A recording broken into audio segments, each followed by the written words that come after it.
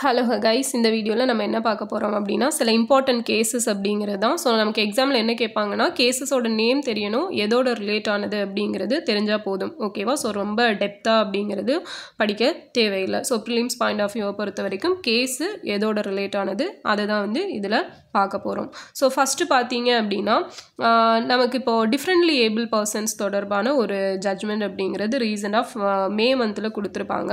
So இது யார் அப்படின்னா கர்நாடகா ஹைகோர்ட்லேருந்து கொடுத்துருப்பாங்க. ஓகேவா?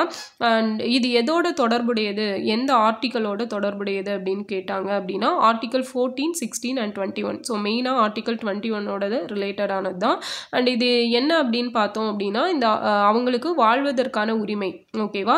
ஸோ மாற்றுத்திறனாளிகள் மற்றும் மாற்றுத்திறனாளிகளோட வாழ்க்கையின் அனைத்து துறைகளிலும் அர்த்தமுள்ள வகையில் பங்கேற்க முடியும் அப்படிங்கிறத உறுதி செய்ய அரசு வந்து நடவடிக்கை எடுக்க வேண்டும் அப்படின்னு சொல்லி உச்சநீதிமன்றம் தீர்ப்பு கொடுத்துருக்கும். ஸோ அதை தான் இதில் மென்ஷன் பண்ணியிருப்பாங்க. ஸோ இந்த மாற்றுத்திறனாளிகள் ரிலேட்டடாக கொடுத்த கேஸு எந்த ஆர்டிக்கலோட தொடர்புடையது அப்படின்னு கேட்டாங்கன்னா ஆர்டிக்கல் 21 அப்படிங்கிறத ஞாபகம் வச்சுக்கோங்க. ஓகேவா? ஸோ நெக்ஸ்ட் கேஸ் பார்க்கலாம். ஓகே, இப்போ பார்த்தீங்க அப்படின்னா நம்ம டிபிஎஸ்பி ரிலேட்டடாக ஒரு கேஸ். ஓகேவா? இது வந்து ப்ரீவியஸ் இயரில் கேட்டது தான். ஸோ ஃபஸ்ட்டு ப்ரீவியஸ் இயரில் கேட்டிருக்கிறத கொஞ்சம் லைட்டாக டச் பண்ணிவிட்டு அதுக்கப்புறம் வந்து பார்த்துக்கலாம். ஓகே, ஸோ இதில் என்ன சொல்லியிருப்பாங்க அப்படின்னா டிபிஎஸ்பி அப்படிங்கிறது அடிப்படை உரிமைகளை மீறி செயல்படக்கூடாது அப்படிங்கிறது சுப்ரீம் கோர்ட் எந்த கேஸில் தீர்ப்பு சொல்லியிருப்பாங்க அப்படிங்கிறத கேட்டிருப்பாங்க.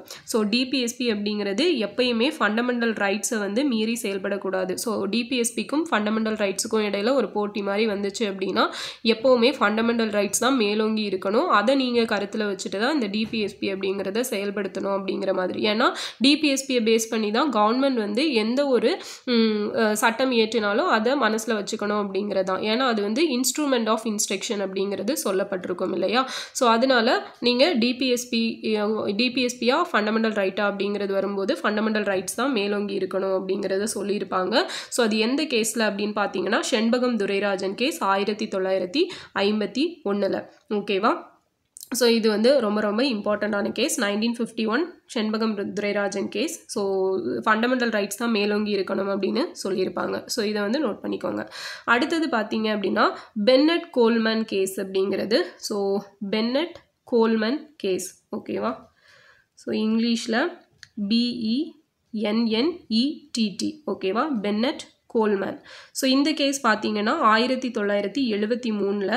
ஸோ இது எதோட ரிலேட் ஆனது அப்படின்னா ஃப்ரீடம் ஆஃப் ப்ரெஸ் ஆக்ட். ஓகேவா? Freedom of press act. So article 19(1) subclause A. ஓகேவா? So freedom of press act அதாவது இந்த பத்திரிகை சுதந்திரம் அப்படிங்கிறதோட தொடர்புடையது தான் இந்த பென்னட் கோல்மேன் அப்படிங்கிறது. அடுத்த கேஸ் பார்த்தோம் அப்படின்னா பிரபா தத் கேஸ். ஓகேவா? பிரபா தத் கேஸ் அப்படிங்கிறது. ஸோ இது இயர் என்ன அப்படின்னா 1982. ஓகேவா? ஸோ இதுவுமே வந்து press was seeking to interview the prisoners in jail. அதாவது ப்ரெஸ்ஸில் ஒர்க் பண்ணுறாங்கல்ல, ஸோ அவங்க வந்து ஜெயிலில் இருக்கிற கைதிகளை மீட் பண்ணி இன்டர்வியூ எடுக்கலாம் அப்படிங்கிற தீர்ப்பு இதில் கொடுத்துருப்பாங்க. ஸோ பிரபா தத் கேஸ் 1982. இதுவுமே வந்து ஃப்ரீடம் ஆஃப் ப்ரெஸ் ரிலேட்டடானது தான். அடுத்தது பார்த்தீங்க அப்படின்னா ரமேஷ் தப்பார். ஸோ ரோமேஷ் தப்பார் அப்படிங்கிற கேஸ்.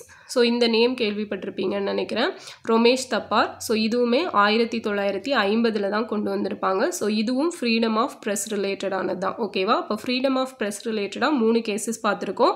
ஒன்று வந்து பென்னட் கோல்மன் கேஸ் 1973, செகண்ட் வந்து பிரபா தத் கேஸ் 1982, தேர்ட் வந்து ரோமேஷ் தோப்பார் கேஸ் 1950. ஓகேவா? ஸோ இந்த ரோமேஷ் தோப்பார் அப்படிங்கிறது Romesh Thappar case versus state of Madras. ஓகேவா? ஸோ ஓகே, ஸோ இந்த 3 கேஸும் ஞாபகம் வச்சுக்கோங்க. ஸோ நெக்ஸ்ட்டு பார்க்க போகிற கேஸ் வந்து புட்டாசாமி கேஸ். ஸோ இது வந்து ரீசெண்டாக நடந்த ஒரு எக்ஸாமில் கேட்ட கேஸ் இல்லையா? ஸோ நேற்று கூட கிளாஸில் இது சொல்லியிருப்பீங்க. ஸோ இது பார்த்தீங்க அப்படின்னா ஆதார் திட்டத்தில் அரசியலமைப்பு செல்லுபடி எதிர்த்து வழக்கு தொடங்கப்பட்டிருக்கும். இந்த புட்டாசாமி அப்படிங்கிறவர் தான் கேஸ் போட்டிருப்பார். ஓகேவா? இவர் வந்து சென்னை உயர்நீதிமன்றத்தோட ஓய்வு பெற்ற நீதிபதி. அண்ட் இவர் போட்ட இந்த இதில் என்ன சொல்லியிருப்பார் அப்படின்னா இது வந்து தனி உரிமையை மீறுவதாக இருக்குது அப்படின்னு சொல்லி தான் கேஸ் போட்டிருப்பாரு. ஸோ நமக்கு வந்து ரைட் டு ப்ரைவசியை மீறுறது. அப்போ இதுவுமே பார்த்தீங்க அப்படின்னா ஆர்டிக்கல் 21 கூட தான் ரிலேட் ஆகக்கூடியது. ஸோ அப்போ வந்து இந்த 21 பிரிவின் கீழ் தனியுரிமைக்கான உரிமை, வாழ்க்கை உரிமை, தனிப்பட்ட சுதந்திரத்தின் ஒரு பகுதியா அப்படிங்கிறத நீதிமன்றம் பரிசீலித்து சொல்லியிருப்பாங்க. ஓகேவா? ஸோ இதுதான் வந்து புட்டாசாமி கேஸ். ஸோ இதுவுமே வந்து ஆர்டிக்கல் 21 தான் ரைட் டு ப்ரைவசி கூட ரிலேட் ஆனது. ஓகே, இப்போ வந்து ஏகே கோபாலன் கேஸ் வந்து பார்க்கலாம். ஸோ ஏகே கோபாலன் கேஸ் வந்து எப்போ போடப்பட்டுச்சு அப்படின்னா 1950 வந்து போடப்பட்டிருக்கும். ஓகேவா? ஸோ இதில் என்ன அப்படின்னா நம்ம நிறைய தடவை பார்த்துருப்போம், தடுப்பு காவல் அப்படிங்கிறத பற்றி பேசக்கூடியது தான். ஸோ தடுப்பு காவலில் அவரை வச்சது வந்து சரிதான் அப்படிங்கிற மாதிரியான தீர்ப்பு வந்து கொடுத்துருப்பாங்க. ஸோ இது வந்து லாவை பேஸ் பண்ணி தான் இருக்கணும். ஸோ எந்த ஒரு நேச்சர் இதுவும் எமோஷன்ஸ் இதுக்கெல்லாம் வந்து இது கொடுக்கக்கூடாது அப்படிங்கிறத தான் இதில் சொல்லியிருப்பாங்க. ஓகேவா? ஸோ இதுவுமே பார்த்தீங்க அப்படின்னா ஆர்டிக்கல் 21 வந்து ஒரு குறுகிய மனப்பான்மையில் பார்த்ததா இந்த கேஸை சொல்லுவாங்க. ஸோ எல்லாமே வந்து அந்த எவிடன்ஸ் லா இதை பொறுத்து தான் கொடுக்கப்படணும் அப்படிங்கிறது படி இவருக்கு தடுப்பு காவல் அளிக்கப்பட்டது சரிதான் அப்படின்னு சொல்லி தீர்ப்பு கொடுத்துருப்பாங்க. ஸோ ஆர்டிக்கல் 13, 19, 22 ஸோ இதில் இருக்கிற எந்த ஒரு ஃபண்டமெண்டல் ரைட்ஸையும் நீங்கள் மீறலை அப்படிங்கிற மாதிரி சொல்லியிருப்பாங்க. ஸோ நெக்ஸ்ட் பார்த்தோம் அப்படின்னா சங்கரி பிரசாத் கேஸ். ஸோ சங்கரி பிரசாத் கேஸை பொறுத்த வரைக்கும் 1951 போடப்பட்டிருக்கும். ஸோ இது என்ன அப்படின்னா அடிப்படை உரிமைகளோட இணக்கத்தன்மையை கையாண்ட இந்த வழக்கில் தான் முதல் திருத்தத்தின் அரசியலமைப்பு சட்ட திருத்தம் அப்படிங்கிறது கேள்விக்குள்ளாக்கப்பட்டிருக்கும். ஓகேவா? ஸோ முதல் திருத்த சட்டம் அப்படிங்கிறது நமக்கு செண்பகம் துரைராஜன் கேஸில் வந்து கொண்டு வந்திருப்பாங்க. 1951 வந்து ஃபஸ்ட்டு கேஸ். ஓகேவா? அந்த கேஸோட தீர்ப்பின்படி தான் முதல் சட்ட திருத்தம் அப்படிங்கிறது கொண்டு வரப்பட்டிருக்கும். ஸோ அதில் என்ன சொல்லியிருப்பாங்க அப்படின்னு பார்த்தீங்கன்னா 9th ஷெட்யூல் அப்படிங்கிற ஒன்றை புதுசாக சேர்த்துருப்பாங்க. ஸோ நில சீர்திருத்தத்தை பாதுகாக்க தான், ஸோ லேண்ட் ரிஃபார்ம் பண்ணுறதுக்காக தான் அந்த 9th ஷெட்யூல் அப்படிங்கிற ஒன்றை சேர்த்துருப்பாங்க. ஸோ அதில் பேச்சு சுதந்திரம், பொது ஒழுங்கு, வெளிநாட்டு அரசுகளோட நட்புறவு, ஸோ இந்த மாதிரியான ஒரு 3 தடைகளும் விதிக்கப்பட்டிருக்கும். ஸோ மெயினாக பார்த்தோம் அப்படின்னா ஜமீன்தாரி முறையும் ஒழிக்கப்பட்டிருக்கும் அந்த முதலாவது சட்ட திருத்தத்தில். ஸோ முக்கியமானது என்ன அப்படின்னா நில சீர்திருத்தத்தை பாதுகாக்கிறதுக்காக 9th ஷெட்யூல் அப்படிங்கிறத கொண்டு வருவாங்க. ஓகேவா? ஸோ முதல் திருத்தம். ஸோ அந்த முதல் திருத்தத்தை வந்து இவங்க கேள்விக்குள்ளாக்கியிருப்பாங்க. என்ன அப்படின்னா முதல் திருத்தத்தில் என்ன சொல்லியிருப்பாங்கன்னு பார்த்தீங்கன்னா ஃபண்டமெண்டல் ரைட்ஸும் டிபிஎஸ்பிக்கும் இடையில ஏதாவது ப்ராப்ளம் ஆச்சு அப்படின்னா ஃபண்டமெண்டல் ரைட்ஸ் தான் வந்து மேலோங்கி இருக்கணும்னு. ஸோ நம்ம ஆல்ரெடி பார்த்துருப்போம் அதை. அப்போ அதன்படி வந்து இவங்க வந்து முதல் திருத்தம் கொண்டு வந்திருப்பாங்களே. ஸோ சங்கரி பிரசாத் கேஸில் வந்து அதை அப்படியே மாற்றிருப்பாங்க. என்ன அப்படின்னா 17வது சட்ட திருத்தம். ஓகே, அடிப்படை உரிமைகளை திருத்துறதுக்கு பாராளுமன்றத்துக்கு அதிகாரம் இருக்குதா அப்படிங்கிற மாதிரியான கேஸ் தான் இதில் போடப்பட்டிருக்கும். அண்ட் தீர்ப்பு என்ன கொடுத்துருப்பாங்கன்னா அரசியலமைப்போட 368வது பிரிவின் கீழ் பாராளுமன்றத்துக்கு எந்த ஒரு அதிகாரமும் இருக்குது அப்படின்னு. ஓகேவா? அரசியலமைப்போட எந்த பகுதியையும் திருத்துறதுக்கு பாராளுமன்றத்துக்கு அதிகாரம் இருக்குன்னு சொல்லியிருப்பாங்க. பட் திருத்தங்களுக்கு இந்த திருத்தங்கள் பண்ணுறதுக்கு ஆர்டிக்கல் 13 வந்து பொருந்தாது அப்படிங்கிறதும் சொல்லப்பட்டிருக்கும். ஓகேவா? ஸோ அப்போ சங்கரி பிரசாத் கேஸ் அப்படிங்கிறதும் எதோட தொடர்புடையது தான் அப்படின்னா இந்த ஸோ ஃபண்டமெண்டல் ரைட்ஸ். ஓகேவா? அதை பேஸ் அதில் திருத்தங்கள் பண்ணுறதுக்கு பார்லிமெண்ட்டுக்கு அதிகாரம் இருக்கா இல்லையா அப்படிங்கிறத பேஸ் பண்ணது தான் இந்த சங்கரி பிரசாத் கேஸுமே. ஸோ ஆர்டிக்கல் 13 சொன்னேன் இல்லையா? ஸோ அதில் என்ன சொல்லியிருப்பாங்க அப்படின்னா அடிப்படை உரிமைகளுக்கு எதிரான சட்டங்கள் செல்லாது அப்படிங்கிறது. So full and full fundamental rights அப்படிங்கிறதுக்கு தான் எல்லா ஒரு அதிகாரமே இருக்கணும் அப்படின்னு சொல்கிறது தான். அண்ட் அதில் சப்க்ளாஸ் 2 அப்படிங்கிறது இதில் மெயினாக சொல்லியிருப்பாங்க. ஸோ சப்க்ளாஸ் 2ல் என்ன சொல்லியிருப்பாங்க அப்படின்னா இந்த பகுதியால் வழங்கப்பட்ட உரிமைகளை அல்லது குறைக்கும் எந்த ஒரு சட்டத்தையும் அரசு உருவாக்காது, மீறி உருவாக்கப்பட்ட எந்த ஒரு சட்டமும் செல்லாது அப்படிங்கிறத சொல்லப்பட்டிருக்கும். ஓகேவா? ஸோ இப்போ ஆர்டிக்கல் அதாவது ஃபண்டமெண்டல் ரைட்ஸை மீறுற மாதிரி நீங்கள் எதையுமே வந்து உருவாக்கக்கூடாது. சப்போஸ் உருவாக்கிட்டீங்க அப்படின்னாலும் அது வந்து செல்லுபடி ஆகாது அப்படிங்கிறத தான் ஆர்டிக்கல் 13 சப்க்ளாஸ் 2 அப்படிங்கிறது சொல்லும். ஸோ இதை வந்து நோட் பண்ணி வச்சுக்கோங்க. ஓகே, ஸோ நெக்ஸ்ட் பார்த்தோம் அப்படின்னா ஓகே, ஸோ இதோட கண்டினியூஷனாக கோலக்நாத் கேஸையும் பார்த்துடலாம். அதுக்கப்புறம் வந்து பெர்பாரி யூனியன் கேஸ் பார்க்கலாம். ஓகேவா? ஸோ கோலக்நாத் கேஸ் எதுக்காக கொண்டு வரப்பட்டிருக்கும் அப்படின்னா பஞ்சாப் பாதுகாப்பு மற்றும் நில உரிமைகள் சட்டம். ஸோ பஞ்சாபில் நில உரிமை சட்டம் 1953 வந்து கொண்டு வந்திருப்பாங்க. ஸோ இதில் வந்து 17வது திருத்த சட்டம் 1964 அப்படிங்கிறது. ஸோ இதில் என்ன சொல்லியிருப்பாங்கன்னா நிலத்தின் சந்தை மதிப்பை இழப்பீடாக வழங்காத பட்சத்தில் தனிநபர் சாகுபடி நிலத்தை கையகப்படுத்துவதை தடை செய்யப்பட்டு செய்யப்பட்டுள்ளது. ஸோ நிலத்துக்கு மார்க்கெட்டில் என்ன ப்ரைஸ் கொடுக்குறாங்களோ அதை வந்து நீங்கள் அவங்களுக்கு ஒரு இழப்பீடாக கொடுக்கணும். ஸோ அப்படி கொடுக்கல அப்படின்னா நீங்கள் வந்து தனிநபர் சொத்துக்களை எல்லாம் கையகப்படுத்தக்கூடாது அப்படிங்கிறது தான் இதோட ஒரு பேஸ். ஓகேவா? அப்போது இந்த 9வது அட்டவணையில் இதை பேஸ் பண்ணி ஒரு 44 சட்டங்கள் அப்படிங்கிறத சேர்த்துருப்பாங்க. ஸோ இதுவே கேட்கலாம், எத்தனை சட்டங்கள் அப்படிங்கிறது சேர்க்கப்பட்டிருக்கு அப்படின்னா 44 சட்டங்கள். ஸோ இதில் பஞ்சாப் மாநில அரசு வந்து 39B 39C அப்படிங்கிறத பேஸ் பண்ணி இது பண்ணியிருக்கும். ஸோ 39Bயில் என்ன சொல்லியிருப்பாங்க ஆர்டிக்கல், வளங்கள் வந்து எல்லாருக்கும் கிடைக்கணும். ஸோ வெல்த் வந்து should be share to equally share to every one அப்படிங்கிறத சொல்லியிருப்பாங்க.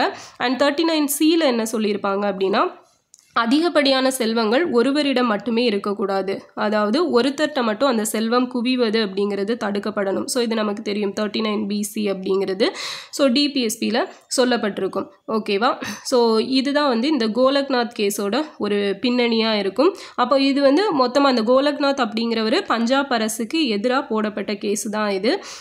ஸோ அவங்க என்ன சொல்கிறாங்க அப்படின்னா, பிரிவு 19 சப்கிளாஸ் எஃப்பும் ஜியும் அடிப்படை சட்டத்தின் பாதுகாப்பு அடிப்படை உரிமை. ஓகேவா? ஸோ ஆர்டிக்கல் 19ல் சப்கிளாஸ் எஃப், ஓகேவா, எஃப் அண்ட் ஜி. ஸோ இதை வந்து மீறுற மாதிரி இருக்குது அப்படிங்கிற மாதிரி சொல்லியிருப்பாங்க. அதுக்கப்புறம் பார்த்தீங்க அப்படின்னா ஆர்டிக்கல் 13 பேஸ் பண்ணியும் சொல்லியிருப்பாங்க. 17வது சட்ட திருத்தத்துக்கு விரோதமாக இருக்குது அப்படிங்கிறது. ஸோ இப்போ தான் பார்த்தோம் இல்லையா, 17வது சட்ட திருத்தம் என்ன, ஸோ நிலத்துக்கு நீங்கள் இழப்பீடு கொடுக்குற மாதிரி இருந்தால் நீங்கள் அதை கையகப்படுத்திக்கலாம், அப்படி இல்லைனா கையகப்படுத்தக்கூடாது அப்படிங்கிறது தான். அப்போ இதில் தீர்ப்பு என்ன சொல்கிறாங்கன்னு பார்த்தீங்கன்னா, பிரிவு 368 பயன்படுத்தி பகுதி 3ல் நீங்கள் எந்த திருத்தத்தையும் கொண்டு வர கூடாது அப்படிங்கிறத சொல்கிறாங்க. அப்போ இதுக்கு முன்னாடி என்ன சொல்லியிருந்தாங்க, 368 பயன்படுத்தி நீங்கள் சேஞ்சஸ் கொண்டு வரலாம் அப்படிங்கிறது தான் ஃபஸ்ட்டு செண்பகம் துரைராஜன் கேஸில் சொல்லியிருப்பாங்க. ஸோ அப்போ வந்து பார்லிமெண்ட்டுக்கு ஒரே ஜாலியாக இருக்குது. இப்போ என்ன சொல்கிறாங்க அப்படின்னா, நீங்கள் வந்து பார்லிமெண்ட்டுக்கு வந்து எந்த அதிகாரமும் கிடையாது, நீங்கள் வந்து ஃபண்டமெண்டல் ரைட்ஸை மாற்ற முடியாது அப்படின்னு. இப்போ பார்லிமெண்ட்டுக்கும் சுப்ரீம் கோர்ட்டுக்கும் இடையில் ஒரு மோதல் போக்கு அப்படிங்கிறது உருவாகுது. ஓகேவா? ஸோ இதை தொடர்ந்து தான் என்ன பண்ணுவாங்க அப்படின்னா, அவங்க வந்து பார்லிமெண்ட்டில் நீங்கள் கொடுத்த ஃபஸ்ட்டு கேஸோட தீர்ப்பை பேஸ் பண்ணி என்ன பண்ணுறோம் அப்படின்னா, எங்களுக்கு தேவையான ஒரு 2 சட்டங்களை உருவாக்கிக்கிறோம் அப்படின்னு சொல்லிட்டு 24, 25 அப்படிங்கிற 2 சட்ட திருத்தம் அப்படிங்கிறத உருவாக்குவாங்க. ஓகேவா? கான்ஸ்டியூஷனல் அமெண்ட்மெண்ட் ஆக்ட் 2425 அப்படிங்கிறது 1971 வந்து உருவாக்குறாங்க. அப்போ அதில் என்ன சொல்லப்படுது அப்படின்னா, அடிப்படை உரிமைகள் உள்ளிட்ட அரசியலமைப்பின் எந்த ஒரு பகுதியையும் திருத்தும் அதிகாரம் அப்படிங்கிறது பாராளுமன்றத்துக்கு வழங்கப்பட்டிருக்கு. ஸோ நாங்கள் வந்து அப்படி ஏதாச்சும் சப்போஸ் திருத்தங்கள் கொண்டு வந்துட்டோம் அப்படின்னா கண்டிப்பாக அதுக்கு குடியரசுத் தலைவர் வந்து ஒப்புதல் கொடுத்தே ஆகணும் அப்படிங்கிறத இவங்க பார்லிமெண்ட் வந்து 24வது சட்ட திருத்தத்தில் நிறைவேற்றிக்கிறாங்க. அதே போல் 25வது சட்ட திருத்தத்தில் என்ன அப்படின்னா, ஆர்டிக்கல் 31, 31C. ஸோ டிபிஎஸ்பியில் 39Bயும் C. ஸோ இப்போ தான் பார்த்தோம் இல்லையா, அனைவருக்கும் சொத்து அப்படிங்கிறது பகிர்ந்தளிக்கப்படணும், ஒரே இடத்துல குவிவதை தடுக்கணும் அப்படிங்கிறது. ஸோ இதை செயல்படுத்தணும் அப்படின்னா ஏதாவது சட்டங்கள் கொண்டு வரும்போது இது வந்து சப்போஸ் ஆர்டிக்கல் 14, 19, 31 ஸோ இதுக்கு முரணாக இருந்தாலும் அது செல்லுபடி ஆகும் அப்படிங்கிறது 25வது சட்ட திருத்தமாக கொண்டு வந்திருப்பாங்க. அப்போ கோர்ட் என்ன சொல்லியிருப்பாங்க அப்படின்னா, நீங்கள் வந்து 24வது சட்ட திருத்தம் கொண்டு அந்த 24 வந்து ஓகே இருக்கட்டும் அப்படிங்கிறத சொல்லியிருப்பாங்க. அண்ட் என்ன இன்னொன்று அப்படின்னா, இந்த 39BC இருக்கு இல்லையா, ஸோ அதை நீங்கள் செயல்படுத்துறதுக்கு சட்டங்கள் கொண்டு வரோம் அப்படின்னு சொல்கிறத நாங்கள் அக்செப்ட் பண்ணிக்கிறோம். பட் என்ன அப்படின்னா, அது வந்து ஃபண்டமெண்டல் ரைட்ஸை மீறும் போது அது செல்லுபடி ஆகும்னு சொல்கிறீங்கல்ல, அதை வந்து எங்களால் ஏற்றுக்க முடியாது அப்படிங்கிறது கோர்ட் வந்து சொல்லிடுவாங்க. ஓகேவா? ஸோ இது வந்து இந்த கோலக்நாத் கேஸ் அப்படிங்கிறது புரியும்னு நினைக்கிறேன். ஓகே. ஸோ நெக்ஸ்ட் பார்த்தீங்க அப்படின்னா Berubari union case. So Berubari union case அப்படிங்கிறது பார்த்தோன்னா 1960 வந்து இயற்றப்படுது, கொண்டு வரப்படுறது ஒன்று தான். அண்ட் இதில் வந்து 9வது திருத்த சட்டம் அப்படிங்கிறது கொண்டு வராங்க. இது என்ன அப்படின்னா, இந்தியாவில் இருக்கக்கூடிய பெருபாரி அப்படிங்கிற ஒரு பிளேஸு, ஓகேவா, அதை வந்து பாகிஸ்தான், இந்தியாவும் பாகிஸ்தானும், ஸோ நேருவும் பாகிஸ்தானோட பிரதமராக இருந்த நூன், ஸோ இவங்க 2 பேரும் சேர்ந்து ஒரு உடன்படிக்கை போட்டு பாகிஸ்தானுக்கு பெருபாரி யூனியனை கொடுக்கறது அப்படிங்கிறது தான் இந்த கேஸ் கேஸ் ஓகேவா. ஸோ அப்படி கொடுக்குறாங்க. பட் என்ன அப்படின்னா சுப்ரீம் கோர்ட் வந்து அது எப்படி நீங்கள் கொடுக்கலாம் அப்படிங்கிற மாதிரி கொஸ்டின்ஸ் எல்லாம் எழுப்பியிருப்பாங்க.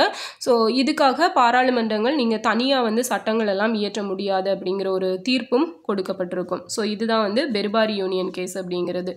ஓகே. ஸோ அடுத்தது வந்து கேசவனந்த பாரதி கேஸ். ஸோ இது நம்ம எல்லாருக்கும் நல்லா தெரிஞ்சது. ஸோ இந்த கேசவனந்த பாரதி கேஸ் 1973 என்ன சொல்லியிருப்பாங்கன்னா, அரசியல் அமைப்போட மைய கட்டமைப்பு அப்படிங்கிறது வரையறுக்கப்பட்டிருக்கும். ஸோ அடிப்படை உரிமைகள் உட்பட அரசியல் அமைப்பின் எந்த கூறும் பாராளுமன்றத்தின் திருத்த அதிகாரத்திற்கு வெளியே இல்லை. ஸோ அதாவது நீங்கள் வந்து பேசிக் ஸ்ட்ரக்சரை வந்து சேஞ்ச் பண்ணக்கூடாது. ஃபண்டமெண்டல் ரைட்ஸில் ஏதாவது சேஞ்சஸ் கொண்டு வரணும் அப்படின்னா பேசிக் ஸ்ட்ரக்சரை சேஞ்ச் பண்ணாமல் நீங்கள் என்ன வேணால் பண்ணிக்கோங்க அப்படிங்கிற மாதிரியான தீர்ப்பு வந்து இதில் கொடுத்துருப்பாங்க. ஸோ அரசியல் அமைப்பின் முக்கிய கட்டமைப்பிற்கு பொருந்தாத எந்த ஒரு ஏதாவது அமெண்ட்மெண்ட்ஸ் கொண்டு வந்தீங்க அப்படின்னா அதை வந்து ரத்து பண்ணுறதுக்கு சுப்ரீம் கோர்ட்டுக்கு அதிகாரம் இருக்குது அப்படிங்கிறதையும் இந்த கேஸில் சொல்லியிருப்பாங்க. ஸோ இது எல்லாமே ஃபண்டமெண்டல் ரைட்ஸ் ரிலேட்டடான கேசஸ். ஸோ அடுத்தது பார்த்தீங்க அப்படின்னா இந்திரா நேரு காந்தி எதிராக ராஜ் நரேன். ஸோ 1975 இந்த கேஸ் அப்படிங்கிறது போடப்பட்டிருக்கும். ஓகேவா. ஸோ 39வது சட்ட திருத்தம். ஸோ இதில் வந்து ஆர்டிக்கல் 329 329A அப்படிங்கிற 2 வந்து சேர்த்துருப்பாங்க. அண்ட் இதில் என்ன அப்படின்னா இந்திரா காந்தியோட தேர்தல் வந்து செல்லாது அப்படின்னு சொல்லி தீர்ப்பு கொடுத்துருவாங்க. ஓகேவா. ஸோ அவங்க வந்து அவங்களுக்கு சாதகமாக இருக்கணும் அப்படிங்கிறதுக்காக என்ன சொல்லுவாங்க அப்படின்னா ஒரு சட்ட திருத்தம் அப்படிங்கிறத உருவாக்குவாங்க. ஸோ இந்த திருத்தம் வந்து நீதித்துறை மனுக்கள் மூலமாக பிரதமரின் பதவிக்கு தடைகள் ஏற்படுவதை தடுத்திருக்கும். ஸோ அவங்களோட சாதகத்துக்காக ஒரு உருவாக்கப்பட்டது தான் இந்த ஒரு சட்டம் அப்படிங்கிறத அவங்க உருவாக்கி இருக்காங்க. ஓகேவா.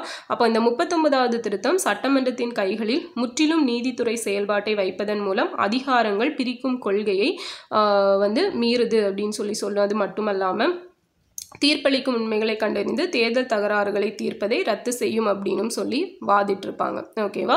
ஸோ நீங்கள் கொண்டு வந்தது அரசியலமைப்பு சட்ட திருத்தத்துக்கு முரணானது அப்படிங்கிறது சொல்லப்பட்டிருக்கும். ஸோ இதுதான் வந்து இந்திரா நேரு காந்தி வெர்சஸ் ராஜ் நரேன் கேஸ் அப்படிங்கிறது 1975 கொண்டு வரப்பட்டது. ஸோ நெக்ஸ்ட்டு பார்த்தோம் அப்படின்னா மேனகா காந்தி கேஸ். ஸோ மேனகா காந்தி கேஸுமே பார்த்தீங்க அப்படின்னா ஆர்டிக்கல் 21 தனிநபர் சுதந்திரம் தொடர்பானது தான் இந்த கேஸும். ஸோ இதில் என்ன சொல்லியிருப்பாங்க அப்படின்னா அடிப்படை உரிமை மற்றும் அரசியலமைப்பு சட்ட உரிமையான வாழ்வை பாதுகாக்கும் அதே வேளையில் தனிப்பட்ட சுதந்திரத்தின் நோக்கத்தை கணிசமாக விரிவுபடுத்தி சொல்லியிருப்பாங்க. ஸோ இந்த முடிவு நிர்வாகத்தின் சவாலற்ற நடவடிக்கையிலிருந்து குடிமக்களை பாதுகாப்பதோடு மட்டுமல்லாமல் 1967 சட்டத்தின் பிரிவுகள் 10 செக்ஷன் 10(3)(c) ஸோ 10(5) ஸோ இதை ரத்து செய்வதன் மூலம் நாடாளுமன்ற சட்டத்தின் புனிதத்தையும் பாதுகாத்தது அப்படிங்கிறது சொல்லப்பட்டிருக்கும். ஸோ இதுவுமே ஆர்டிக்கல் 21 ரிலேட்டடானது தான். அண்ட் இது இம்பார்ட்டன்ட் கேட்டிருக்காங்க. ஓகேவா. நெக்ஸ்ட் பார்த்தீங்க அப்படின்னா மினர்வா மில் கேஸ். ஸோ இது பார்த்தோம் அப்படின்னா அடிப்படை கட்டமைப்பு கருத்து. ஸோ ஒரு பேசிக் ஸ்ட்ரக்சர் வந்து நீங்கள் மாற்றக்கூடாது அப்படிங்கிறது இன்னொரு தடவை ஒரு ஸ்ட்ராங்காக சொன்ன கேஸ் அப்படின்னா மினர்வா மில் கேஸ் தான் சொல்லியிருப்பாங்க. ஸோ இது வந்து 1946 42nd கான்ஸ்டியூஷனல் அமெண்ட்மெண்ட் ஆக்டில் 2 திருத்தங்கள் அப்படிங்கிறத இதை பேஸ் பண்ணியிருப்பாங்க. ஓகேவா. ஸோ இது அடிப்படை கட்டமைப்பை மீறுவதாக நீதிமன்றம் சொல்லியிருக்கும். ஸோ உச்ச நீதிமன்றத்தின் தீர்ப்பு என்ன அப்படின்னா அரசியலமைப்பு சட்டம் தான் உயர்ந்தது, நாடாளுமன்றம் இல்லை அப்படிங்கிறத மறுபடியும் இதில் ஸ்ட்ராங் பண்ணியிருப்பாங்க. ஓகேவா. ஸோ ஃபண்டமெண்டல் ரைட்ஸை மீறுற மாதிரி 2 விஷயங்களை இந்த 42nd கான்ஸ்டியூஷன் அமெண்ட்மெண்ட் ஆக்டில் கொண்டு வந்து இவங்க ஆட் பண்ணியிருப்பாங்க.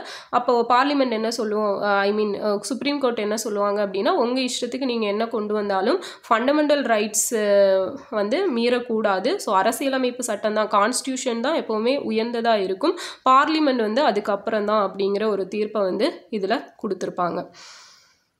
ஸோ இதுவுமே basic structure of fundamental rights ரிலேட்டடானது தான். அடுத்தது Waman Rao case 1981. So Kesavananda case வந்து முடிவுக்கு முன்னாடி 9வது அட்டவணையின் கீழ் வைக்கப்பட்ட சட்டங்களுக்கும் கேசவனந்தா முடிவுக்கு அப்புறமா 9வது அட்டவணையின் கீழ் வைக்கப்பட்ட சட்டங்களுக்கும் இடையே ஒரு வித்தியாச கோட்டை வந்து எந்த கேஸ் முடிவு பண்ணியிருக்கோம் அப்படின்னா இந்த வாமன் ராவ் கேஸ் தான் வந்து டிசைட் பண்ணியிருக்கோம். ஸோ கேசவனந்தா தீர்ப்புக்கு முன்னாடி 9வது அட்டவணையில் வைக்கப்பட்ட அனைத்து சட்டங்களும் அடிப்படை உரிமைகளை மீறுவதாக இருந்தாலும் கேள்வி கேட்க முடியாது. பட் இப்போ என்ன ஆயிடுச்சு அப்படின்னா இந்த கேஸ் கொண்டு வந்து கேசவனந்தா தீர்ப்பு இவங்க கேஸ் தீர்ப்புப்படி ஏதாவது அடிப்படை உரிமைகளை மீற மாதிரி இருந்துச்சுன்னா கோர்ட் வந்து கொஸ்டின் கேட்கும். அப்போது 1951ஆம் ஆண்டு முதல் அரசியலமைப்பு திருத்தத்தின் மூலம் சேர்க்கப்பட்ட பிரிவு 31A 31B ஆகியவற்றின் செல்லுபடியை நீதிமன்றம் உறுதி செய்தது. அதேபோல் 25வது திருத்த சட்டத்தால் சேர்க்கப்பட்ட திருத்தப்படாத பிரிவு 31C செல்லுபடியையும் உறுதி செஞ்சுருக்கும். ஓகேவா? ஸோ இது எல்லாமே வந்து இந்த வாமன் ராவ் கேஸு தொடர்பானது. ஓகே, ஸோ 9வது அட்டவணையில் ரிலேட்டட் ஆனது தான் வந்து இந்த வாமன் ராவ் கேஸ் அப்படிங்கிறது ஞாபகம் வச்சுக்கணும். ஆர்டிக்கல் 31A-B-C 3 இதுக்கு கீழே வரும். அடுத்தது ஷபானா பேகம். ஸோ இந்த ஷபானா பேகம் கேஸ் பார்த்தீங்கன்னா 1985. ஓகேவா? ஸோ இது என்னன்னா முஸ்லீம் பெண்களோட ஜீவனாம்ச உரிமையை உச்ச நீதிமன்றம் உறுதிப்படுத்தியிருக்கும். இது ஒன்றும் இல்லை, அவங்க வந்து இந்த தலாக் அப்படிங்கிறது பண்ணுவாங்க இல்லையா, ஸோ அதை தொடர்ந்து அவங்களுக்கு ஜீவனாம்சம் அப்படிங்கிறது கொடுக்கப்படணும் அப்படிங்கிறத பேஸ் பண்ணதான் இந்த ஷபானா பேகம் கேஸ். ஸோ நேமை பார்த்ததுமே முஸ்லீம்ஸ் அப்படிங்கிறது தெரியும். ஸோ அதை வச்சு நம்ம வந்து அந்த தலாக் கேஸ் அப்படிங்கிறது ஞாபகம் வச்சுக்கோங்க. ஸோ நெக்ஸ்ட் வந்து இந்திரா சஹானி வர்சஸ் இந்திய ஒன்றியம். ஸோ இது வந்து ப்ரீவியஸில் க்ரீமி லேயர் ரிலேட்டடான கேஸ் எதுன்னு சொல்லி 4 ஆப்ஷன் கொடுத்து கேட்டிருப்பாங்க. ஸோ க்ரீமி லேயர் ரிலேட்டடான கேஸ் வந்து இந்திரா சஹானி வர்சஸ் இந்திய ஒன்றியம் தான். ஓகேவா? 1992. ஸோ இதில் வந்து பிற்படுத்தப்பட்ட வகுப்பினருக்கு வேலை இட ஒதுக்கீட்டை வழங்கும் பிரிவு 16(4). ஸோ அதாவது ஆர்டிக்கல் 16 சப்கிளாஸ் 4 நோக்கம் மற்றும் பயன்பாட்டை இந்த உச்ச நீதிமன்றம் ஆராய்ஞ்சு கொடுத்துருக்கும். குறிப்பிட்ட வரம்புகளுக்கு உட்பட்டு, அதாவது க்ரீமி லேயர் அப்படிங்கிறது, ஸோ அந்த 8 lakhsக்கு உள்ளே இருக்கிறவங்க க்ரீமி லேயருக்குள்ளே வருவாங்க. ஸோ 8 lakhsக்கு மேலே இருந்தாங்க, வருமானம் இருந்துச்சுன்னா நான் க்ரீமி லேயர் அப்படிங்கிற இதில் வருவாங்க. ஸோ அவங்களுக்கு ரிசர்வேஷன் அப்படிங்கிறது கிடையாது அப்படிங்கிறது சொல்லியிருக்கும்.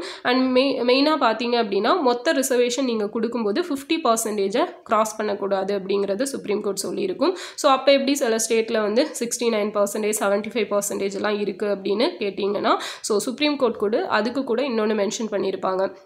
ஸோ சில கேட்டகரி மக்களை பேஸ் பண்ணி அவங்களுக்கு சில நன்மைகள் கூடுதலாக கிடைக்கும் அப்படின்னா அந்த டைமில் வந்து 50% நீங்கள் க்ராஸ் பண்ணிக்கலாம் அப்படிங்கிற ஒரு சின்ன லூப் ஹோலையும் கூடவே சொல்லியிருப்பாங்க. ஓகேவா? அதனால தான் சில ஸ்டேட்ஸில் 69, ஸோ நம்ம தமிழ்நாட்டிலே 69 அண்டு நார்த்லலாம் 75% வரைக்கும் கொடுக்கப்படுது. ஓகேவா? ஸோ இதுதான் இந்திரா சஹானி, இதுவும் நமக்கு நல்லா தெரிஞ்சது தான். அடுத்தது எஸ்ஆர் பொம்மை கேஸ். ஸோ இதுவும் ரொம்ப ரொம்ப ரொம்ப ஃபெமிலியரான கேஸ், 1994. ஸோ இதில் என்ன அப்படின்னா ஆர்டிக்கல் 356 நீங்கள் துஷ்பிரயோகம் பண்ணுறீங்க சென்ட்ரல் கவர்மெண்ட் அப்படிங்கிறத வந்து சொல்லியிருப்பாங்க. ஸோ எஸ்ஆர் பொம்மை அவர் தான் வந்து அந்த சிஎம்மாக இருந்திருப்பார். ஓகேவா?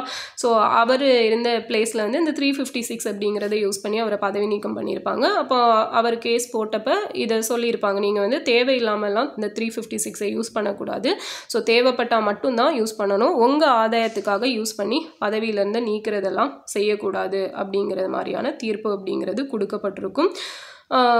ஸோ அதே மாதிரி 356 சப்போஸ் நீங்கள் போட்டிங்க அப்படின்னா எங்களுக்கு அதில் ஏதாவது ஆட்சேபனை இருந்துச்சு அப்படின்னா அது வந்து ஜுடிஷியரி ரிவ்யூவுக்கு உட்பட்டது அப்படிங்கிறதும் சுப்ரீம் கோர்ட் சொல்லியிருக்கும். ஓகேவா? ஸோ இது எல்லாமே வந்து எஸ்ஆர் பொம்மை கேஸோட அம்சங்கள். ஸோ அடுத்தது பார்த்தோம் அப்படின்னா Vishaka versus Rajasthan state 1997. So இது என்ன அப்படின்னா பணியிட பாலியல் துன்புறுத்தலை பற்றியது தான். ஸோ உச்சநீதிமன்றம் முதலாளிகளுக்கும் பொறுப்பான தனிநபர்கள் நிறுவனங்களுக்கும் தொடர்ச்சியான விதிமுறைகளை வந்து வெளியிட்டிருக்கும். ஸோ அதை தான் வந்து விஷாகா வழிகாட்டுதல் அப்படின்னு சொல்லுவாங்க. ஸோ இதை பேஸ் பண்ணி தான் என்ன வரும் அப்படின்னா பணியிடத்தில் பெண்கள் பாலியல் துன்புறுத்தலுக்கு உட்படுவது தடை சட்டம் அப்படிங்கிறது கொண்டு வந்திருப்பாங்க. ஸோ அந்த ஆக்ட் எப்போ அப்படிங்கிறத கமெண்டில் சொல்லுங்கள். ஸோ நெக்ஸ்ட்டு பார்த்தீங்க அப்படின்னா லில்லி தாமஸ் எதிர் யூனியன் ஆஃப் இந்தியா 2000 கொண்டு வந்திருப்பாங்க. ஸோ ஒரு இந்து ஆண் தனது முந்தைய மனைவி விவாகரத்து அதாவது டிவோர்ஸ் பண்ணாமல் செகண்ட் மேரேஜ் பண்ணியிருந்தாலும் அவர் வந்து இஸ்லாமியத்துக்கு மாறி இருந்தால் கூட முதல் திருமணம் இந்து திருமண சட்டப்படி சப்போஸ் கேன்சல் ஆகலை அப்படின்னா அந்த செகண்ட் மேரேஜ் வந்து செல்லாது அப்படிங்கிறத சொல்லியிருப்பாங்க. ஓகேவா? ஸோ இதுதான் வந்து லில்லி தாமஸ் எதிர் union of state. So next பார்த்தோம் அப்படின்னா ஐஆர் கோயல்ஹோ. ஸோ இது ரொம்ப இம்பார்ட்டண்ட்டான case. IR Coelho versus state of Tamil Nadu 2007. So இது ஒரு சட்டம் 9வது அட்டவணையில் பட்டியலிடப்பட்டிருந்தாலும் அதை இன்னும் ஆராய்ந்து நீதிமன்றத்தில் சவால் செய்யலாம் அப்படின்னு சொல்லி இதில் தீர்ப்பு சொல்லியிருப்பாங்க. ஸோ என்ன அப்படின்னா 9th ஷெட்யூலில் இருக்கிறது வந்து ஜுடிஷியல் ரிவ்யூக்கு உட்படாது அப்படிங்கிறது. ஓகேவா? சில விஷயங்கள் உட்படாது, சில விஷயங்கள் உட்படும் அப்படிங்கிறது இப்போ உள்ளது. அண்ட் ஃபஸ்ட்டு வந்து எதுவுமே உட்படாதுன்னு சொல்லியிருப்பாங்க. பட் இந்த கேஸில் வந்து அது சொல்லப்பட்ட சொல்லப்பட்டிருக்கும். அதை வந்து ஆணித்தரமாக சொல்லியிருப்பாங்க. 9th ஷெட்யூலில் இருந்தாலுமே அதை வந்து நாங்கள் ரிவ்யூ பண்ணுவோம், எங்களுக்கு அதுக்கு உரிமை இருக்குது அப்படிங்கிற மாதிரி சொல்லியிருப்பாங்க. ஓகேவா? அப்போது 9வது அட்டவணையில் நீதிமன்றத்தில் சவால் செய்ய முடியாத செயல்கள் மற்றும் சட்டங்களின் பட்டியலும் இருக்குது, சவால் செய்யக்கூடிய விஷயங்களும் இருக்குது. ஸோ இதுவும் நமக்கு தெரிஞ்சது தான். அடுத்தது பார்த்தோம் அப்படின்னா, அப்போ ஐஆர் கோயல்கோ கேஸ் எதோட தொடர்புடையதுன்னா 9th ஷெட்யூலோட தொடர்புடையது தெரியணும். நெக்ஸ்ட் குழந்தைகள் மீதான பாலியல் வழக்கு. ஸோ 2011 பம்பாய் உயர்நீதிமன்றத்தில் ஃபெடோஃபிலியா வழக்கில், ஓகேவா, அந்த ஃபீடோஃபைல் அப்படின்னு சொல்லுவாங்க. இதில் 2 பிரிட்டிஷ் பிரஜைகளை வந்து விடுவிச்சிருப்பாங்க. ஓகேவா, சாரி, அவங்களுக்கு வந்து இது தண்டனை கொடுத்துருப்பாங்க. 6 ஆண்டுகள் சிறை தண்டனை, கடுங்காவல் சிறை தண்டனை அப்படிங்கிறது சுப்ரீம் கோர்ட் கொடுத்துருக்கும். ஸோ குழந்தைகளை பாலியல் ரீதியாக துஷ்பிரயோகம் செய்வது மிகவும் கடுமையான குற்றங்களில் ஒன்று அப்படிங்கிறது சொல்லப்பட்டிருக்கும். ஸோ இதுதான் வந்து இதுக்கப்புறம் தான் போக்சோ ஆக்ட் அப்படிங்கிறது 2012 வந்து கொண்டு வந்திருப்பாங்க. அடுத்தது அருணா ஷான்பாக். ஓகேவா, so Aruna Shanbaug case 2011. So இதில் பார்த்தீங்க அப்படின்னா, மக்கள் கண்ணியமாக இறக்க உரிமை உண்டு என்று உச்சநீதிமன்றம் அறிவித்தது. சில நிபந்தனைகளின் கீழ் கருணை கொலைக்கு அனுமதி கொடுத்துருப்பாங்க. ஓகேவா, சப்போஸ் குருட்டு, முடங்கு, குருட்டு, அதுக்கப்புறம் காது கேளாமல், ஸோ ஒரு இடத்துலையே முடியாமல் இருப்பாங்க இல்லையா. ஸோ அந்த 42 ஆண்டுகள் கழித்த அருணா ஷான்பாக்கின் கொடூரமான கதை இந்தியாவின் கருணை கொலை சட்டங்களை மாற்ற தூண்டியது அப்படின்னு சொல்லியிருக்காங்க.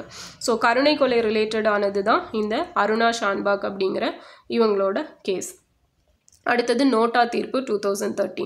ஸோ உச்சநீதிமன்றம் வாக்காளர்கள் எதிர்மறை வாக்குகளை பதிவு செய்யவும் அனைத்து வேட்பாளர்களையும் பதவிக்கு தகுதியற்றவர்கள் என்று நிராகரிக்கவும் அனுமதிச்சிருக்கும். அண்ட் வாக்களிக்கும் உரிமை மேற்கூறியவற்றில் எதுவும் இல்லை என்ற வாக்களிக்கும் உரிமை. ஸோ 2ம் வாக்காளரோட அடிப்படை உரிமைகள் தான் அப்படிங்கிறத சொல்லியிருப்பாங்க. ஸோ அதுதான் வந்து இந்த நோட்டா கேஸ் அப்படிங்கிறது. ஓகேவா, so none of the above அப்படிங்கிறது இருக்குது இல்லையா. ஸோ அதுதான் நோட்டா. ஸோ நெக்ஸ்ட்டு பார்த்தோம் அப்படின்னா, ஸோ லில்லி தாமஸ் மற்றும் யூனியன் ஆஃப் இந்தியா 2013. ஸோ குற்ற செயல்களில் ஈடுபட்டதாக குற்றம் சாட்டப்பட்ட 2 ஆண்டுகள் சிறை தண்டனை விதிக்கப்பட்ட எந்த ஒரு எம்எல்ஏ, எம்எல்சி அல்லது எம்பி உடனடியாக தங்கள் சட்டமன்ற உறுப்பினர் பதவியை இழப்பார்கள் அப்படின்னு சொல்லி இந்த லில்லி தாமஸ் கேஸில் வந்து சொல்லியிருப்பாங்க. ஓகே, ஆல்ரெடி வந்து 2000 வந்து அது ஒரு லில்லி தாமஸ் கேஸ் இருக்கும். அது வேற, அது வந்து முஸ்லீம், அந்த ஃபஸ்ட்டு மேரேஜ் பண்ணவங்க ஹிந்து முறைப்படி இது பண்ணிவிட்டு செகண்ட் வந்து முஸ்லீமில் பண்ணினாலும் அந்த ஃபஸ்ட்டு மேரேஜ் வந்து ஹிந்து முறைப்படி டிவோர்ஸ் பண்ணலை அப்படின்னா செகண்ட் மேரேஜ் செல்லாது அப்படின்னு சொல்லியிருப்பாங்க. ஸோ இது Lilly Thomas versus union of India அப்படிங்கிற கேஸ் என்னன்னு பார்த்தீங்கன்னா, குற்ற செயல்களில் ஈடுபட்ட 2 வருஷம் சிறை தண்டனை வாங்கிட்டாங்கன்னா எம்எல்ஏ, எம்எல்சி, எம்பி யாராக இருந்தாலும் பதவி நீக்கம் செய்யணும்னு. ஸோ இந்த தான் வந்து இப்போ வந்து திருத்தியிருக்காங்க 2025. என்ன கொண்டு வந்திருக்காங்க, பிரைம் மினிஸ்டராக இருந்தாலும் சரி, சிஎம்ஆ இருந்தாலும் சரி, கவுன்சில் ஆஃப் மினிஸ்டராக இருந்தாலும் சரி, ஸோ யாராக இருந்தாலுமே 30 நாட்கள் வந்து அவங்களுக்கு சிறை தண்டனை கொடுக்கப்பட்டுச்சு ஏதாவது ஒரு கேஸில் அப்படின்னா உடனே தங்களோட பதவியை அவங்க ராஜினாமா பண்ணணும். ஸோ இல்லைனா பதவியிலிருந்து நீக்கப்படுவார்கள் அப்படிங்கிறது தான் இப்போ கொண்டு வந்திருக்கிற சட்ட திருத்தம். அடுத்தது நிர்பயா கேஸ். ஸோ 2014. ஸோ இது நம்ம எல்லாருக்கும் நல்லா தெரியும். ஸோ இதில் வந்து பார்த்தீங்க அப்படின்னா ஐபிசி செக்ஷன் 375 குறிப்பிட்டுள்ளபடி அந்த ரேப் அப்படிங்கிறதோட விளக்கம் அப்படிங்கிறது மாற்றப்பட்டிருக்கும். ஓகேவா, ஸோ குழந்தைகளை பாதுகாக்கும் சட்டம் 2012, இந்திய சாட்சிய சட்டம் எவிடன்ஸ் ஆக்ட் 1872 அண்ட் ஐபிசி 1860, குற்றவியல் நடைமுறை சட்டம் சிஆர்பிசி 1973. ஸோ இதுக்கு கீழே எல்லாம் பாலியல் வன்கொடுமையை மறுவரையறை அப்படிங்கிறது செஞ்சுருப்பாங்க. ஓகேவா, ஸோ எதில் அப்படின்னா இந்த நிர்பயா கேஸில். அடுத்தது தேசிய சட்ட சேவைகள் ஆணையம் மற்றும் இந்திய ஒன்றியம். ஸோ இந்த வழக்கோட விளைவாக தான் திருநங்கைகள் 3ஆம் பாலினமாக அங்கீகரிக்கப்பட்டிருப்பாங்க. ஸோ இது ரொம்ப முக்கியமானது. ஸோ எந்த கேஸ் படி இவங்க டிரான்ஸ்ஜெண்டர் வந்து அந்த இதில் வந்து சேர்க்கப்பட்டாங்க 3ஆம் பாலினமா அப்படின்னா தேசிய சட்ட சேவைகள் ஆணையம் மற்றும் இந்திய ஒன்றியம். ஓகேவா, ஒன்றும் இல்லை, நால்சா. ஓகேவா, நால்சா இருக்காங்க இல்லையா, 1987 உருவாக்கப்பட்டது. ஸோ இவங்க versus union of India. So இவங்களுக்கு இடையிலப்பட்ட ஒரு கேஸில் தான் இந்த தீர்ப்பு அப்படிங்கிறது கொடுத்துருப்பாங்க. அண்ட் இவங்களை சிறுபான்மையினராக கருதும் மைனாரிட்டிஸாக கொண்டு வரணும், கல்வி வேலைவாய்ப்பு இதில் வந்து ரிசர்வேஷன் கொடுக்கணும் அப்படின்னும் சுப்ரீம் கோர்ட் வந்து கவர்மெண்ட்டுக்கு தீர்ப்பு சொல்லியிருப்பாங்க. இது 2014. அடுத்தது முத்தலாக். ஸோ நமக்கு நல்லா தெரியும் 2016 முஸ்லீம் ஆண்கள் தலாக் அப்படின்னு சொல்லி 3 முறை சொல்லிட்டா டிவோர்ஸ் பண்ணலாம் அப்படிங்கிறது இருந்திருக்கும் அவங்க இதில். அப்போ அதை வந்து உச்சநீதிமன்றம் வந்து தடை செஞ்சது. ஓகேவா, எந்த வருஷம் அப்படின்னா 2016. அடுத்தது தனியுரிமைக்கான உரிமை. ஸோ 2017 இந்திய உச்சநீதிமன்றம் தனியுரிமைக்கான உரிமையை இந்திய அரசியலமைப்பால் பாதுகாக்கப்பட்ட அடிப்படை உரிமை அப்படின்னு சொல்லி அனௌன்ஸ் பண்ணியிருப்பாங்க. ஓகேவா. அடுத்தது புட்டாசாமி கேஸ். ஸோ புட்டாசாமி கேஸ் ஆல்ரெடி பார்த்தாச்சு. 2017 இந்திய உச்சநீதிமன்றம் வந்து தனி உரிமை மீதான படையெடுப்புகளுக்கு எதிராக தனிநபர் உரிமைகளை பாதுகாக்குது. ஸோ இது ஆர்டிகல் 21 வந்து வருது. ஸோ அந்த ஆதார் அப்படிங்கிறத பேஸ் பண்ணது, அது ரிலேட்டடாக போடப்பட்ட கேஸ். ஸோ ஆர்டிகல் 21 அப்படிங்கிறது தான் முக்கியம். அதுவும் ரைட் டு ப்ரைவசி. அடுத்தது பிரிவு 377 ரத்து செய்தல் 2018. ஸோ இது வந்து அந்த LGBT சொல்லுவாங்க இல்லையா, ஒரே பாலினத்தை சேர்ந்த பெரியவர்களுக்கிடையான சம்மதத்துடன் கூடிய பாலியல் தொடர்பை குற்றமாக்குவதால் இந்த செக்ஷன் 377 உச்சநீதிமன்றம் சட்டவிரோதமானது அப்படின்னு சொல்லி அனௌன்ஸ் பண்ணியிருப்பாங்க. அடுத்தது Joseph Shine versus union of India 2018. So இது வந்து ஒரு மைல்ஸ்டோன் கேஸ்ன்னு சொல்லி சொல்கிறாங்க. என்னென்னா, இந்திய உச்சநீதிமன்றம் ப்ராஸ்டியூஷன் கேஸ் இருக்கு இல்லையா, விபச்சார சட்டத்தை அரசியலமைப்பிற்கு விரோதமானது அப்படின்னு சொல்லி பாலின சமத்துவம், தனிநபர் சுயாட்சி கொள்கைகளை மீறுவதாக கூறி அதை ரத்து பண்ணியிருப்பாங்க. அண்ட் இந்த தீர்ப்பு வந்து விபச்சாரத்தை குற்றமற்றதாக்கி பெண்களோட கண்ணியத்தையும் அதிகாரத்தையும் நிலைநிறுத்துச்சு அப்படின்னு சொல்லப்படுது. ஸோ ஜோசப் ஷைன் எதிர் இந்திய ஒன்றியம் 2018. அடுத்தது அனுராதா பாசின் எதிர் இந்திய ஒன்றியம் மற்றும் பிற. ஸோ அனுராதா பாசின் கேஸ் என்னன்னு பார்த்தீங்கன்னா, ஜம்மு காஷ்மீரில் 370வது பிரிவு ரத்து பண்ணியிருப்பாங்க இல்லையா. ஸோ அதை தொடர்ந்து அங்கே தகவல் தொடர்பு மற்றும் ஊடகங்கள் மீதான கட்டுப்பாடுகள் அதை குறித்து விசாரணை அப்படிங்கிறது நடத்தியிருக்கும். ஸோ விசாரணை நடத்தப்பட்டிருக்கும். நெருக்கடியான காலங்களிலும் அடிப்படை உரிமைகளின் முக்கியத்துவத்தை வலியுறுத்தி காலவரையற்ற இணைய முடக்கம் மற்றும் கருத்து சுதந்திரத்தின் மீதான கட்டுப்பாடுகள் அவசியம் அப்படிங்கிறதும் இதில் சொல்லப்பட்டிருக்கும். ஓகேவா. ஸோ அந்த 370 பேஸ் பண்ணி அங்கே வந்து அந்த கம்யூனிகேஷன், அதுக்கப்புறம் அங்கே இருக்கிற சோஷியல் மீடியாஸ்லாம் கட்டுப்பாடுகள் அப்படிங்கிறது விதிச்சிருப்பாங்க.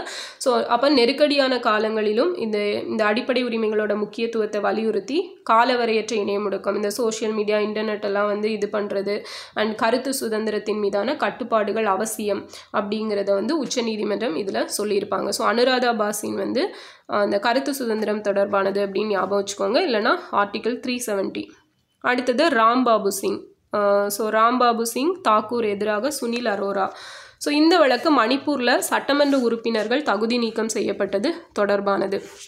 ஸோ கட்சி தாவல் காரணமாக எம்எல்ஏக்களை தகுதி நீக்கம் செய்த சபாநாயகரின் முடிவை உச்சநீதிமன்றம் உறுதி பண்ணினதோட சபாநாயகரோட உத்தரவு நீதித்துறை மறு ஆய்வுக்கு உட்பட்டது அப்படின்னும் சொல்லியிருப்பாங்க. ஸோ ஜனநாயகத்தின் கொள்கைகளையும் கட்சி தாவலை முடிவெடுக்கும் சபாநாயகரின் அதிகாரத்தையும் இது இன்னொரு தடவை ஸ்ட்ராங்காக சொல்லப்பட்டிருக்கும் இந்த ராம்பாபு சிங் தாக்கூர். ஸோ அப்போ கட்சி தாவல் தடை சட்டம் தொடர்பான கேஸ் வந்து இது.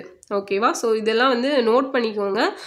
நான் உங்களுக்கு இந்த லிங்க் வந்து ஷேர் பண்ணுறேன். இதுலேருந்து அப்படியே எடுத்து எழுதாதுங்க, நேம் போட்டு ஜஸ்ட் அதில் என்ன ஆர்டிக்கல் கவர் ஆகுது, என்ன கேஸ் அப்படிங்கிறத மட்டும் எழுதிக்கிட்டால் போதுமானது. அடுத்தது இந்திய இணையம் மற்றும் மொபைல் சங்கம் எதிர் இந்திய ரிசர்வ் வங்கி. ஸோ இந்த வழக்கில் கிரிப்டோ கரன்சி இருக்கு இல்லையா, ஸோ அதை கையாளும் நிறுவனங்களுக்கு வங்கிகள் சேவைகள் வழங்குவதை தடை செய்து ரிசர்வ் பேங்க் என்ன பண்ணியிருப்பாங்கன்னா ஒரு சர்க்குலர் ரிலீஸ் பண்ணியிருப்பாங்க. அது சுப்ரீம் கோர்ட் வந்து ரத்து பண்ணியிருப்பாங்க. ஓகேவா. ஸோ இதன் மூலமாக கிரிப்டோ கரன்சிகளை பயன்படுத்த அனுமதி கொடுத்துருப்பாங்க. ஸோ அது எந்த கேஸ் அப்படின்னா 2020 நடந்த கேஸு. அடுத்தது லக்ஷ்மிபாய் சந்திரகி மற்றும் மற்றொருவர் எதிர் கர்நாடக மாநிலம். ஓகேவா. 2021 வாரிசுரிமை சட்டத்தின் கீழ் மகள்களின் பரம்பரை உரிமைகளை உள்ளடக்கியது. 2005ஆம் ஆண்டு சட்டம் திருத்தப்பட்ட போது தந்தை உயிருடன் இருந்தாரா அல்லது இறந்து விட்டாரா என்பதை பொருட்படுத்தாமல் அவங்களோட குடும்ப சொத்துக்களில் மகள்களுக்கு சமமான கூட்டு உரிமைகள் உண்டு அப்படிங்கிறத உச்சநீதிமன்றம் தீர்ப்பளிச்சிச்சு. ஓகேவா. ஸோ அப்போ ஹிந்து சக்சஷன் ஆக்ட் அதோட ரிலேட்டடானது தான் இந்த லக்ஷ்மிபாய் சந்திரகி அண்டு கர்நாடகா. அடுத்தது Mohammad Salimullah versus union of India. So இந்த வழக்கு இந்தியாவில் ரோஹிங்கியா அகதிகளோட உரிமைகள் தொடர்பானது. ஸோ ரோஹிங்கியா அப்படிங்கிறவங்க இந்த மியான்மர் ரீஜியன்லேருந்து வர்றவங்க. அண்ட் அந்த அகதிகள் துன்புறுத்தலை எதிர்கொள்ளும் நாடுகளுக்கு நாடு கடத்தப்படுவதை திருப்பி அனுப்பாத கொள்கையை பரிசீலிக்கிற மாதிரி உச்சநீதிமன்றம் ஒரு மத்திய அரசுக்கு உத்தரவு கொடுத்துருப்பாங்க. இது எதுக்காக அப்படின்னா ரெஃப்யூஜிஸோட அவங்களோட ரைட்ஸை வந்து பாதுகாக்கணும், அவங்களோட டிக்னிட்டியை பாதுகாக்கணும் அப்படிங்கிறத இந்த கேஸ் வந்து எடுத்து காட்டியிருக்குன்னு சொல்லியிருப்பாங்க. ஸோ ரெஃப்யூஜியாக வர்றவங்க திருப்பி அவங்க கண்ட்ரிக்கே அனுப்பாமல் வேற ஏதாச்சும் பண்ணுற மாதிரி யோசிங்கன்னு சொல்லியிருப்பாங்க. ஸோ அது வந்து Mohammad Salimullah case, Rohingya and refugees ரிலேட்டடானது. அடுத்தது ஃபர்சானா ஃபட்டூல். ஸோ இது பார்த்தீங்கன்னா ஜம்மு காஷ்மீரில் 4G இணைய சேவைகளை மீட்டெடுப்பதில் கவனம் செலுத்தியிருக்கும். ஸோ அதிவேக இணைய சேவைகளை கொடுக்கணும் அப்படிங்கிறத சுப்ரீம் கோர்ட் வந்து சொல்லியிருப்பாங்க. ஓகேவா? ஸோ இணையத்தை அணுகிறது அப்படிங்கிறது ஒரு ரைட், ஃபண்டமெண்டல் ரைட் தான். அதுக்கு வந்து எந்த ஒரு கட்டுப்பாடும் விதிக்கக்கூடாது. ஸோ அப்படி விதிச்சிங்க அப்படின்னா அதை குறிப்பிட்ட ஒரு மெயின் ரீசன்ஸ் கரெக்டான ரீசன்ஸ் நீங்கள் கொடுக்கணும் அப்படிங்கிறதையும் சொல்லியிருப்பாங்க. ஸோ அடுத்தது கேரளா உழைக்கும் பத்திரிகையாளர் சங்கம் வெர்சஸ் இந்திய யூனியன். ஸோ டிஜிட்டல் மீடியா மற்றும் ஆன்லைன் உள்ளடக்கத்தை ஒழுங்குபடுத்துவதை நோக்கமாக கொண்ட புதிய தகவல் தொழில்நுட்ப விதிகள். ஸோ 2021 அரசியலமைப்பு செல்லுபடி ஆகும் தன்மையை இந்த வழக்கு அப்படிங்கிறது கையாண்டிருக்கும். கேரள உயர்நீதிமன்றம் பேச்சு சுதந்திரத்தையும் தனியுரிமையுடன் நியாயமான கவலைகளுடன் சமநிலைப்படுத்தப்பட வேண்டிய அவசியத்தையும் வலியுறுத்தி விதிகளின் சில விதிகளை குறிப்பிட்டு இடைக்கால உத்தரவை பிறப்பிச்சிருக்கும். ஓகேவா? ஸோ இது வந்து ஆர்டிகல் 19க்கு கீழே கவர் ஆகிறது. ஓகே, கேரள உழைக்கும் பத்திரிகையாளர் சங்கம் அப்படிங்கிறது ஆர்டிகல் 19. அடுத்தது ஃபருண் சந்திர தாக்கூர் எதிராக மாஸ்டர் போலு. ஸோ 2022 இதில் வந்து சிறார் நீதி நல வாரியம் இருக்கு இல்லையா, குழந்தை உளவியல், ஸோ ஜுவனைல் ஜஸ்டிஸ் அப்படிங்கிறது அவங்களோட நீதி வாரியம் ட்ரிபுனல் இருக்கும் இல்லையா, அதில் குழந்தை உளவியல் அல்லது மனநல மருத்துவத்தில் பட்டம் பெற்ற ஒரு நிபுணர் சேர்க்கப்படாத போது இந்த சட்டத்தின் பிரிவு 15 இருக்கலாம் அப்படிங்கிற வார்த்தை கட்டாயமாகும் அப்படிங்கிறது தெளிவுபடுத்தி இருப்பாங்க. ஸோ கண்டிப்பாக அந்த குழந்தைகளை விசாரிக்கும் போது அந்த சைக்கியாட்ரிஸ்ட் அவங்க வந்து சேர்க்கப்படணும் அப்படிங்கிறது இதில் சொல்லப்பட்டிருக்கும். அண்டு ஸோ இதில் இந்த வாரியத்தின் துறையில் நிபுணத்துவம் பெற்ற உறுப்பினர் இருந்தால் அவர்கள் வெளிப்புற உதவியை நாடலாமா வேண்டாமா அப்படிங்கிறதையும் தேர்வு பண்ணிக்கலாம். ஸோ சராசரி ஐக்யூ, ஆவரேஜ் ஐக்யூ மதிப்பெண்ணில் சொல்லியிருக்கிற மாதிரி ஒரு குற்றத்தை செய்வதற்கான மனத்திறன் மட்டுமே குற்றத்தின் விளைவுகளை புரிந்து கொள்ளும் திறனை தீர்மானிக்க போதுமானதாக இல்லை அப்படின்னு நீதிமன்றம் சொல்லியிருப்பாங்க. ஸோ என்னென்னா நமக்கு ஒரு லூப் ஹோல் இருக்கும் பெருசு. என்ன அப்படின்னா மனநலம் சரியில்லாதவங்களாக இருந்தாங்க அப்படின்னா அவங்களுக்கு வந்து தண்டனை கொடுக்க மாட்டாங்க. ஸோ அதுக்கான ஹோமில் வந்து சேர்த்துருவாங்க. ஸோ அப்போ அந்த ஐக்யூ அப்படிங்கிறது அதை மட்டுமே வச்சு அவங்களோட இதனால் குற்றம் பண்ணாங்க அப்படிங்கிறத நீங்கள் டிஃபைன் பண்ணக்கூடாது அப்படிங்கிறதும் சொல்லியிருப்பாங்க. ஸோ இதுதான். ஸோ அப்போ மாநில குழந்தைகள் உரிமைகள் பாதுகாப்பு ஆணையம் வாரியத்திற்கு உதவக்கூடிய கைடன்ஸ் எல்லாம் கொடுக்கணும் அப்படிங்கிறதையும் பரிசீலித்து நீங்கள் செயல்படுத்துங்க அப்படிங்கிறத சுப்ரீம் கோர்ட் சொல்லியிருப்பாங்க. ஸோ இதுதான் வந்து ஃபருண் சந்திர தாக்கூர். ஸோ சிறார் நீதி வாரியம் தொடர்பானதுன்னு ஞாபகம் வச்சுக்கோங்க. ஓகே, ஸோ இதுதான் வந்து இந்த வெப்சைட்டில் இருக்கக்கூடிய சில important cases. And okay wait, okay இந்த கேஸ் மிஸ் ஆகிருக்கும். ஸோ இது என்ன பார்த்தீங்க அப்படின்னா MC Mehta versus union of India 1986 போட்டிருப்பாங்க. ஸோ இது எதுக்கானது அப்படின்னு பார்த்தீங்க அப்படின்னா தாஜ்மஹால் ரிலேட்டடான ஒரு கேஸ். ஓகேவா? ஸோ வெள்ளை பளிங்கு வந்து மஞ்சள் நிறமாக மாறி இருக்கு அப்படின்னு சொல்லியிருப்பாங்க. அண்ட் மஞ்சள் நிறத்துக்கு மாசுபாடு தான் முக்கிய காரணம். And sulphur di oxide, oxygen, so இந்த மாதிரியான மாசுபடுத்தும் வாயுக்கள் வெளியேறனால தான் அமில மழையாக மாறி அது பெய்யறனால இந்த பளிங்குகள் இது மாறி இருக்கு. ஸோ நம்ம நினைவு சின்னத்தை பாதுகாக்கணும் அப்படிங்கிறத இந்த கேஸில் சொல்லியிருப்பாங்க. ஸோ மாசு அளவு அதிகமாக இருப்பதாகவும் அவற்றை குறைப்பதற்கான நடவடிக்கைகள் எடுக்கணும் அப்படிங்கிறதும் சொல்லப்பட்டிருக்கும். ஸோ இதில் அனல் மின் நிலையங்களை மூடுவது, சல்ஃபர் டை ஆக்சைடோட வெளியேற்றத்தை குறைப்பது அப்படிங்கிற மாதிரியான இதில் கேஸ் அப்படிங்கிறது போட்டிருப்பாங்க. ஸோ இதில் என்ன தீர்ப்பு கொடுத்துருப்பாங்க அப்படின்னா 299 தொழிற்சாலைகள் வந்து கோக், அதாவது நிலக்கரிக்கு பதிலாக ப்ரொப்பேன் அப்படிங்கிற பாதுகாப்பான எரிபொருளை பயன்படுத்தி செயல்படணும். அப்படி இல்லைன்னா அவற்றை இடமாற்றம் செஞ்சிடணும் அப்படிங்கிறது சொல்லியிருப்பாங்க. ஓகேவா? ஸோ போபால் விஷவாயு வழக்கு இருக்கு இல்லையா 1984, ஸோ அது பேஸ் பண்ண தான் இந்த கேஸ். ஓகேவா? அதையும் பேஸ் பண்ணி தான் அது போடப்பட்டிருக்கும். அண்ட் அதே மாதிரி பார்த்தீங்க அப்படின்னா போபால் விஷவாயு அது ரிலேட்டடாகவும் இந்த எம்சி மேத்தா வந்து கேஸ் போட்டிருப்பாரு.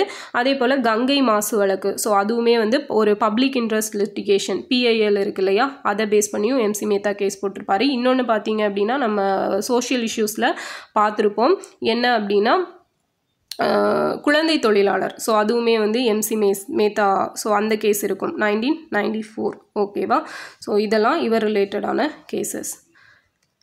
ஸோ ஓகே, இதுதான் வந்து இதுவரைக்கும் இருக்கக்கூடிய இம்பார்ட்டண்ட்டான கேசஸ் அப்படிங்கிறது. ஓகேவா, ஸோ மேக்ஸிமம் எல்லாமே வந்து பார்த்துட்டோம். ஓகே, இன்னும் ஒரே ஒரு கேஸ் மட்டும் இருக்குது. ஓகே, ஸோ அது என்னன்னு பார்த்தீங்கன்னா ப்ரீவியஸ் இயரில் கேட்ட ஒரு கொஷின்.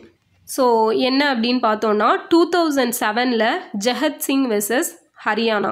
ஓகேவா, ஜெகத் சிங் வெர்சஸ் ஹரியானா அப்படிங்கிற கேஸ் வந்து போடப்பட்டிருக்கும். ஸோ இது எது ரிலேட்டடானது அப்படின்னு பார்த்தீங்கன்னா உறுப்பினர்கள், அதாவது MLA MP இருக்காங்க இல்லையா, ஸோ அவங்க வந்து ஆதரவு கொடுக்கறது ரிலேட்டடான ஒரு கேஸ் தான் வந்து இந்த Jagat Singh versus Haryana, state of Haryana அப்படிங்கிறது. ஸோ இதை ஜஸ்ட் ஞாபகம் வச்சுக்கோங்க, ஒரு தடவை கேட்டிருக்காங்க இந்த கொஷின் ப்ரீவியஸ் இயரில். ஓகேவா, அவ்வளோதான். ஸோ மற்றபடி எல்லா கேஸஸும் டீட்டெயிலாக பார்த்துருக்குறோம். ஸோ புரியும் அப்படின்னு நினைக்கிறேன். அண்ட் இதை பார்த்து நோட்ஸ் எடுத்துக்கோங்க. அண்ட் PDF கொடுத்தேன் அப்படின்னா கண்டிப்பாக புரியாது. ஓகேவா, அதனால தான் கொடுக்கல, அப்படியே வெப்சைட்டை வச்சு சொல்லிட்டேன். நீங்கள் என்ன பண்ணுறீங்க அப்படின்னா இதை வந்து அப்படியே நோட்ஸ் எடுத்துக்கிறீங்க. ஸோ நோட்ஸ் எடுத்துகிட்டு ஒரு பேஜில் வர மாதிரி எழுதிக்கோங்க. ஸோ டோட்டலாக ஒரு 30-32 கேஸ் வரும்னு நினைக்கிறேன். ஓகேவா, ஸோ அப்படியே எழுதிட்டீங்க அப்படின்னா மறக்கவும் செய்யாது, மைண்டில் நிற்கும். ஸோ எதோட ரிலேட்டடான கேஸ் அப்படிங்கிறத எழுதி வச்சுக்கோங்க. ஓகே, ஸோ இந்த வீடியோ யூஸ்ஃபுல்லாக இருந்துச்சா இல்லையா அப்படிங்கிறத மறக்காமல் கமெண்டில் சொல்லுங்கள். இது மாதிரி ஏதாவது வீடியோ வேணும் அப்படின்னாலும் கிளாஸில் சொல்லுங்கள். ஓகேவா, ஸோ நெக்ஸ்ட் வீடியோவில் பார்க்கலாம். தேங்க்யூ.